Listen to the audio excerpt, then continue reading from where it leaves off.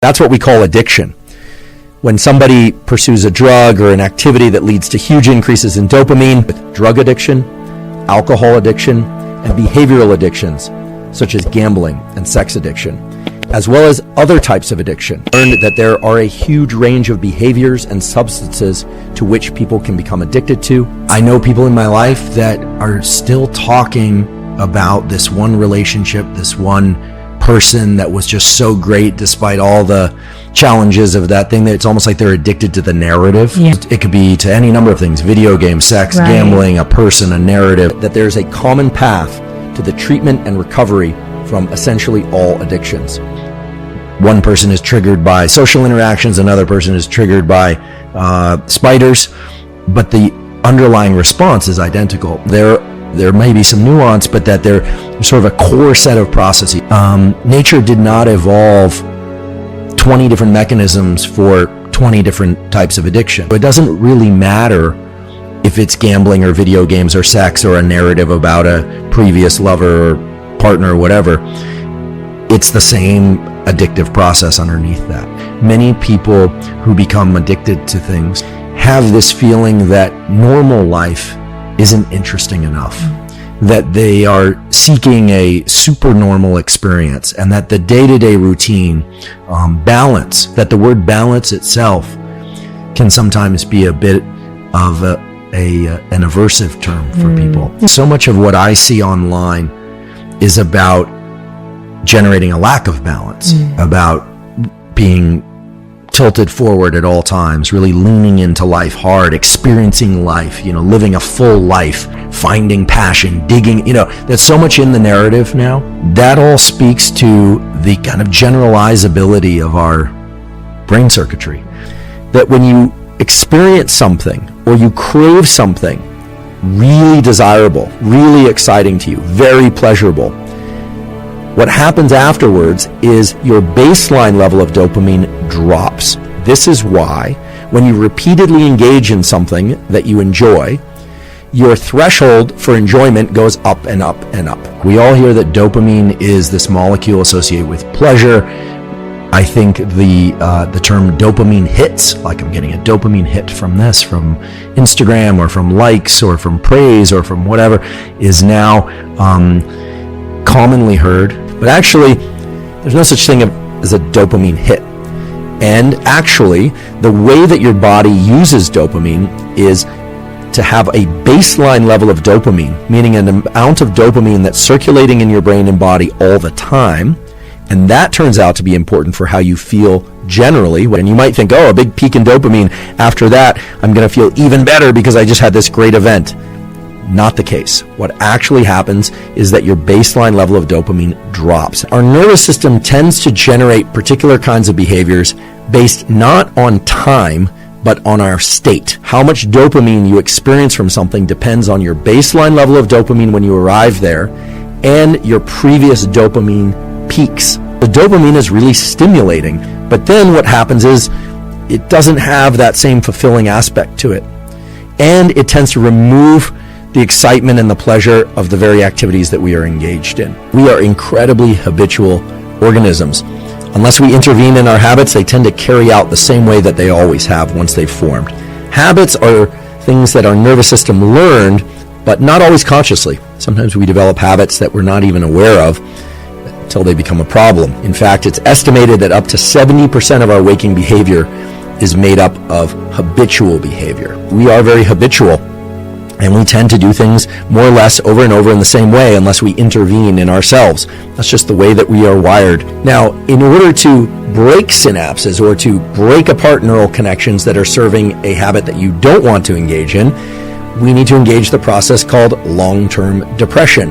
And long-term depression has nothing to do with a state of mental depression or a reduction in mood. So how do you take two neurons that underlie a habit out of synchrony? What actually has to happen is bringing conscious awareness to the period immediately afterward, which I think most people recognize. They realize, I just did it again. Let's say you tell yourself you're not going to pick up your phone, you're not going to bite your nails, you're not going to reflexively walk to the refrigerator at a particular time of day, but you find yourself doing it anyway. And in that moment, capture the sequence of events, not that led to the bad habit execution, but actually to take advantage of the fact that the neurons that were responsible for generating that bad habit were active a moment ago, and to actually engage in a replacement behavior immediately afterward. The stage or the period immediately after the bad habit execution is a unique opportunity to insert a different type of what we would call adaptive behavior, but that could be any behavior that's not in line with the bad behavior. You will be amazed at the tremendous number of positive effects that can come from that. Simple tool, but very powerful tool according to the psychology literature. So that's remarkable to me, and the literature is really robust. There are a couple of tools that neuroscience and psychology tell us can be very beneficial. Some of those things are somewhat intuitive and relate to what I call foundational practices, meaning things that set the overall tone in your body and brain.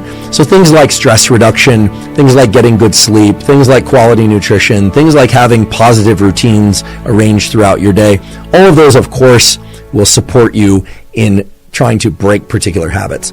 With each repetition of a habit, small changes occur in the cognitive and neural mechanisms associated with procedural memory. And anytime we're talking about habits, that means our nervous system learns something. The nervous system can be reflexive in its action, or it can be deliberate. This is very important to understand if you're going to think about tools to improve your nervous system, whether or not that tool is in the form of a chemical that you decide to take, a brain-machine device, or you're going to try and learn something better by engaging in some focus or motivated pursuit for some period of time each day. So we have sensation, then we have perception. Perception is our ability to take what we're sensing and focus on it and make sense of it, to explore it, to remember it. So really perceptions are just whichever sensations we happen to be paying attention to at any moment. While sensation is not negotiable, you can't change your receptors unless you adopt some new technology. Perception is under the control of your attention. And you can do this right now. You can experience perception and the difference between perception and sensation very easily. If, for instance, I tell you to pay attention to the contact of your feet, the bottoms of your feet, with whatever surface they happen to be in contact with, the moment you place your what we call the spotlight of attention or the spotlight of perception on your feet, you are now perceiving what was happening there, what was being sensed there. The sensation was happening all along, however, and that's because we have something in our nervous system which is sort of like a two-way street. And that two-way street is a communication between the aspects of our nervous system that are reflexive and the aspects of our nervous system that are deliberate.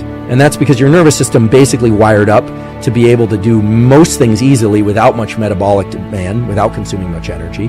But the moment you try and do something very specific, you're going to feel a sort of mental friction. If reflexive action tends to be what we call bottom up, deliberate action and deliberate perceptions and deliberate thoughts are top down.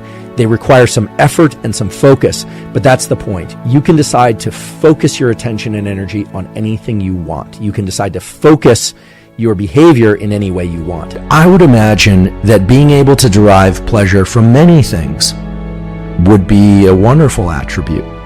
We know people like this, that can experience pleasure in little things and in big events. Addiction is a progressive narrowing of the things that bring you pleasure. Enlightenment is a progressive expansion of the things that bring you pleasure.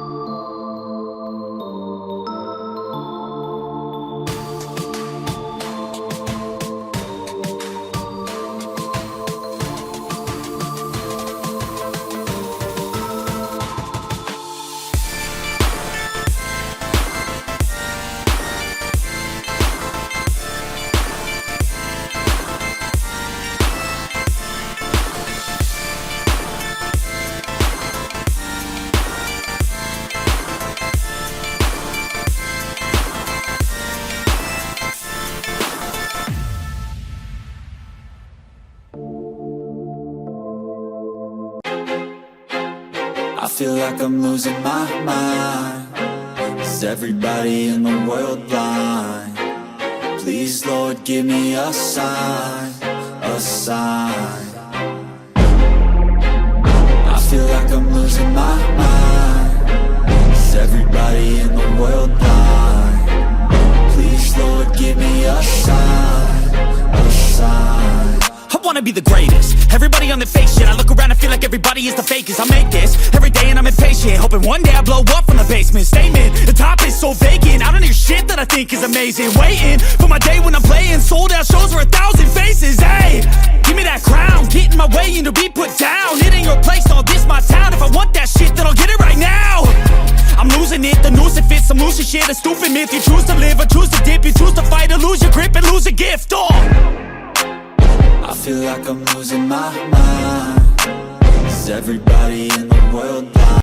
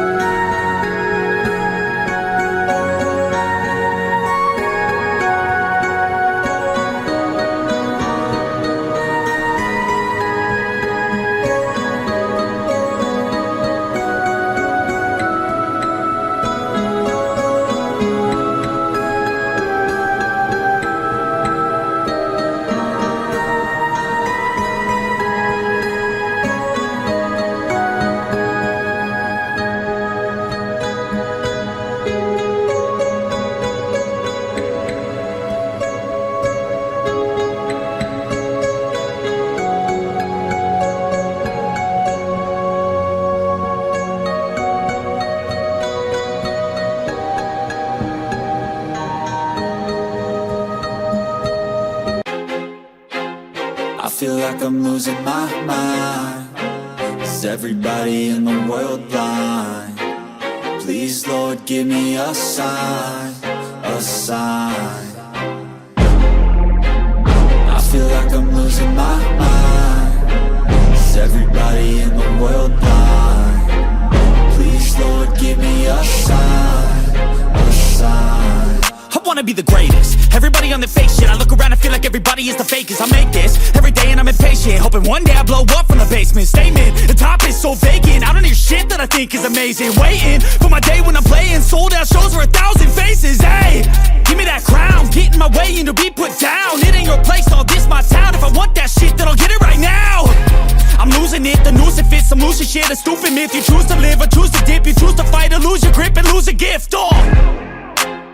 I feel like I'm losing my mind. Is everybody in the world blind? Please, Lord, give me a sign, a sign. I feel like I'm losing my mind. Is everybody in the world blind? Please, Lord, give me a sign, a sign. Yeah.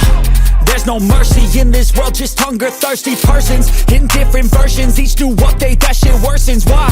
Pull back the curtain and you'll see the different vermin. We all have different burdens that all seem to cause disturbance. Yo, so do me a favor, don't treat me like a neighbor. Don't need the different flavors of your problems just to savor.